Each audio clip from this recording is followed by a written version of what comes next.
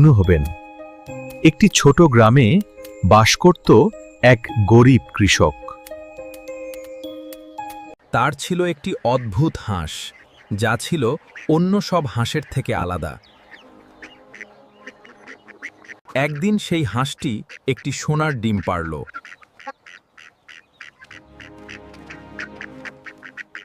কৃষক আনন্দে আত্মহারা হয়ে গেল।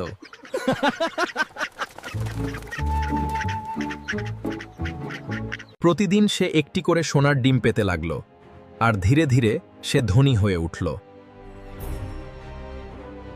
কিন্তু একসময় তার মনে লোভ জন্ম নিল।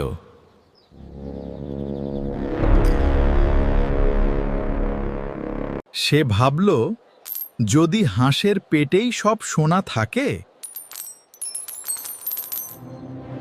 লোভে পড়ে সে হাঁসটিকে মেরে ফেলল।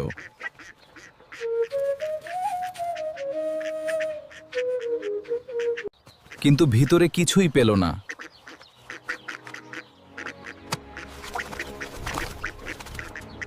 লোভ সবকিছু নষ্ট করে দেয়। লোভে পাপ, পাপে মৃত্যু।